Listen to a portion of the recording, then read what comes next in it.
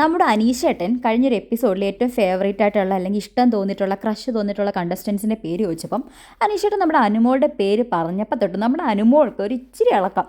അനീഷേട്ടനോടൊരു പ്രത്യേക സ്നേഹം, വേറൊന്നുമല്ല കേട്ടോ, ഒരു പ്രത്യേക ഒരു ഇഷ്ടമൊക്കെ ഉണ്ട്. കാരണം ആ ബിഗ് ബോസ് ഹൗസിൽ അനുമോളെ ജെനുവിനായിട്ട് ഒരാൾ നല്ല രീതിക്ക് എല്ലാ കുറ്റവും കുറവൊന്നും പറയാതെ സ്നേഹിക്കുന്നുണ്ടെങ്കിൽ അത് അനീഷേട്ടൻ മാത്രമേ ഉള്ളൂ.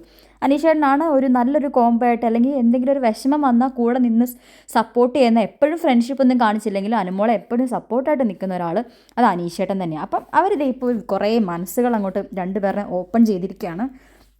ആദ്യം അനുമോളുടെ ഡ്രീം ഹൗസിനെ കുറിച്ചൊക്കെയാണ് രാവിലെ പറഞ്ഞത്. അപ്പോൾ രണ്ടുപേരും സംസാരിക്കുമ്പോൾ രണ്ടുപേർക്കും ഏകദേശം ഒരേ വേവ് ലെങ്താണ്, രണ്ടുപേരുടെ ആഗ്രഹങ്ങളൊക്കെ ഒരേപോലെയാണ്. അപ്പോൾ രണ്ടുപേരും ഒരേപോലെയാണ് ആ കാര്യങ്ങളൊക്കെ ഷെയർ ചെയ്യുന്നത്. അതായത് നടുമുറ്റമുള്ളൊരു വീട്, ഓടിട്ട വീട്, നാലുകെട്ട്, അതിൻ്റെ നടുവിൽ മഴ പെയ്യണം, ആ സമയത്ത് ദേ ഈ ഊഞ്ഞാലിരുന്ന് രണ്ടുപേരും കൂടെ ആടുന്ന പോലത്തെ ഒരു ഊഞ്ഞാൽ വേണം, അതേപോലെ നടുമുറ്റത്തൊരു തുളസിക്കതിർ വേണം, പിന്നെ കുളത്തിൽ രാവിലെ വെള്ളം കൊണ്ട് തുളസിക്കതിരിൽ ഒഴിക്കണം, മുറ്റം വേണം, ചെടി വേണം.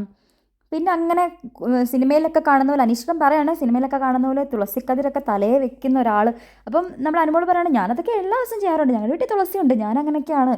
അനുമോളൊരു നാടൻ പെൺകുട്ടിയാണ്, ട്രഡീഷണലാണ്, അങ്ങനത്തെ ഉള്ള 3 ബെഡ്റൂം വേണം. അങ്ങനെ അനുമോളും അനീഷേട്ടനും കൂടെ ഏകദേശം സെയിം ആയിട്ടാണ് അവരുടെ ഇഷ്ടങ്ങൾ തുറന്നു പറയുന്നത്. ഓൾമോസ്റ്റ് സെയിം ആയിരുന്നു രണ്ടുപേരും. അതിനുശേഷം പിന്നെ അനീഷേട്ടൻ്റെ അടുത്ത് നമ്മുടെ അനുമോൾ നൈസായിട്ട് കുറച്ച് കാര്യങ്ങൾ ചോദിക്കുന്നുണ്ട്.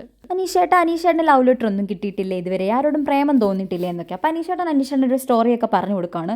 ഇതുപോലെ 10ാം ക്ലാസ്സിൽ എന്തോ പഠിച്ച സമയത്ത് ഒരു പെൺകുച്ച് ലവ് ലെറ്റർ തന്നിട്ടുണ്ട്, എന്നും കാണുമായിരുന്നു എന്നുള്ള രീതിയിലൊക്കെ സ്റ്റോറിയൊക്കെ പറഞ്ഞ് അനീഷേട്ടൻ്റെ പഴയ ഒരു കുഞ്ഞു പ്രേമത്തെക്കുറിച്ച് പറയുന്നുണ്ട്. അതിനുശേഷം 23ാമത്തെ വയസ്സിലും അനീഷേട്ടന് ജോലി കിട്ടിപ്പോയ സമയത്ത് ഇതേപോലെ വീടിൻ്റെ അടുത്തുള്ളൊരു നെയ്ബർ കുട്ടി, അനീഷേട്ടൻ അറിയാവുന്ന അനീഷേട്ടനെ പഠിപ്പിച്ച ടീച്ചേഴ്സിൻ്റെ ഒരു മോള് ഇതേപോലെ അനീഷേട്ടനൊരു ഇഷ്ടമൊക്കെ ഫേസ്ബുക്കിലൂടെ അറിയിച്ചു, കല്യാണം കഴിക്കാൻ താല്പര്യമുണ്ടെന്ന് പറഞ്ഞു. ഇപ്പോൾ അതൊക്കെ അന്ന് അത് നിരസിച്ചു, പക്ഷേ ഇപ്പോൾ അത് ആലോചിക്കുമ്പോൾ എനിക്ക് നല്ല വിഷമമുണ്ട് എന്നൊക്കെ അനുമോളോട് ഇങ്ങനെ പറഞ്ഞു കൊടുക്കുന്നുണ്ട്. അനീഷേട്ടൻ ഇങ്ങനെ മനസ്സ് തുറക്കാണ്. അപ്പോൾ കൂടുതൽ അങ്ങോട്ട് തുറപ്പിക്കാൻ വേണ്ടി അനുമോൾ ട്രൈ ചെയ്യുന്നുണ്ട്. പിന്നീട് ആരോടെങ്കിലും തോന്നിയിട്ടുണ്ടോ എന്നുള്ള രീതിയിലൊക്കെ ചോദിച്ചു ചെല്ലുമ്പം അനീഷേട്ടൻ പറയാണ്, നിൻ്റെ ചാട്ടം എങ്ങോട്ടാണെന്ന് എനിക്ക് മനസ്സിലായി. അതായത് അനുമോളോട് ഒരു ക്രഷ് ഉണ്ടെന്നൊക്കെ പറഞ്ഞില്ലേ, അതിൻ്റെ സത്യാവസ്ഥ അല്ലെങ്കിൽ ആ റിയൽ സ്നേഹമാണോ അനുമോളോടുണ്ടോ എന്നൊക്കെയുള്ള രീതിക്ക് അനുമോൾ ഇങ്ങനെ ഇട്ട് ചോദിക്കുകയാണ്. അനീഷേട്ടൻ എന്തായാലും അതിനകത്ത് വീണില്ല. അനീഷേട്ടൻ നൈസായിട്ട് അനുമോളുടെ അടുത്ത് പറയാൻ, വരൂ നമുക്ക് ബാറ്ററി മാറാൻ പോകാമെന്ന് പറഞ്ഞ് അനീഷേട്ടൻ എണീറ്റ് പോകുന്നുണ്ട്.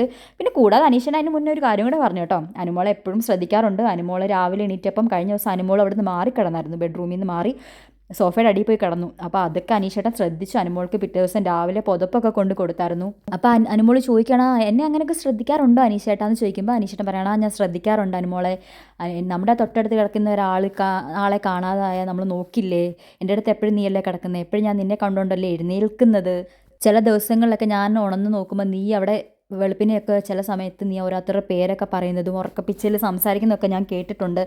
അങ്ങനെ ഒരുപാട് കാര്യങ്ങൾ രണ്ടുപേരും കൂടെ സംസാരിക്കുകയാണ്. ഇപ്പം ഇങ്ങനെ മനസ്സ് തുറക്കണം, ഒരു ക്യൂട്ടായിട്ടുള്ളൊരു ഇഷ്ടം. ഇതിപ്പോൾ എന്താ പറയുക, ഒരു ബിഗ് ബോസ് ഹൗസിൽ നമുക്ക് ചിലൊരു പ്രത്യേക ഒരു ഇഷ്ടം തോന്നും.